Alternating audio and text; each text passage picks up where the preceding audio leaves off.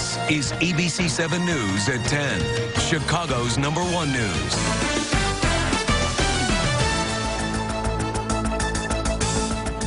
Tonight's I-Team report, red flag at TSA. A veteran officer with the U.S. Department of Homeland Security here in Chicago is being disciplined after posting hundreds of racist and derogatory comments on Facebook. Tonight, that officer is defending his conduct in an interview with ABC 7 investigative reporter Chuck Gowdy.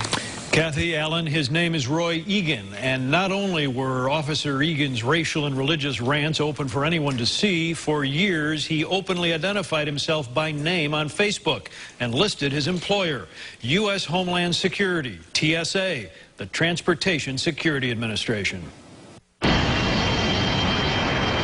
Here at O'Hare Airport for the past 9 years, Roy Egan has worked as a TSA baggage screener. The 46-year-old Egan has noted on his Facebook page, "I look for bad stuff going on airplanes."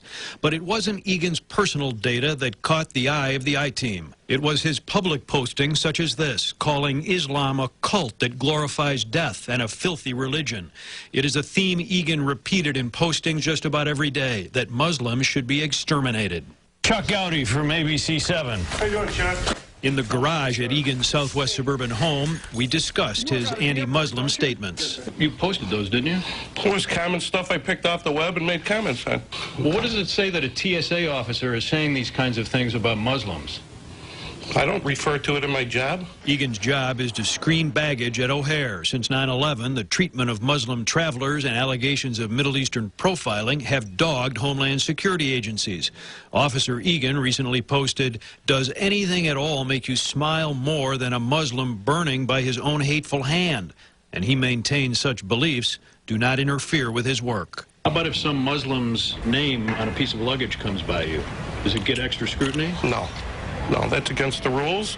I wouldn't do it. There's no reason for me to open it unless we're mandated to open it via the machine telling us to. Okay. All right. Anything else? I would never discriminate against a passenger. Do you understand why this has attracted our attention? I suppose. I don't hide what I do. You know, I don't think anything I've said is illegal.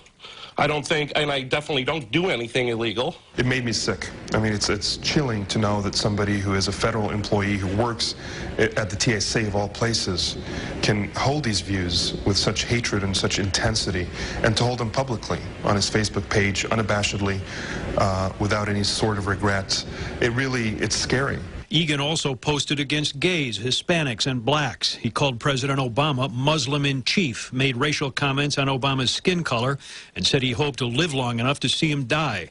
He described Michelle Obama as a ghetto snipe and other names unsuitable for television. And to Attorney General Eric Holder, he posted, "Die tasting your own blood." If you read the comment, and it's based on an article that was written, and I'm just commenting on an article, I think he's committed crimes against our citizens. They should be dead? I didn't say that. I don't like the guy. TSA officials would not speak on camera, but after learning of our findings, they placed Egan on administrative leave and are moving to fire him. In this statement, a spokesman said, "TSA has management directives in place governing employee conduct. We hold our security officers to the highest professional and ethical standards. TSA learned of the situation and took immediate steps to initiate the individual's removal from federal service." In my conversation with Egan, conducted before he was suspended, the veteran TSA officer seemed immovable. I don't do anything against policy. I've never done anything against policy that I'm aware of. So you're okay with these things that you've posted here for the public to see? I don't know what you're fishing for, but I'm not trying to do anything against anybody. It's commentary. It's freedom of speech commentary. Now, why would you put this up for the public to see, though?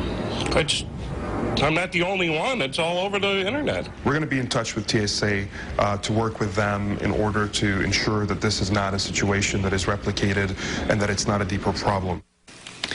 TSA officials in Chicago declined to answer our questions about screener training and evaluation and whether authorities monitor social media in an attempt to weed out bigoted employees.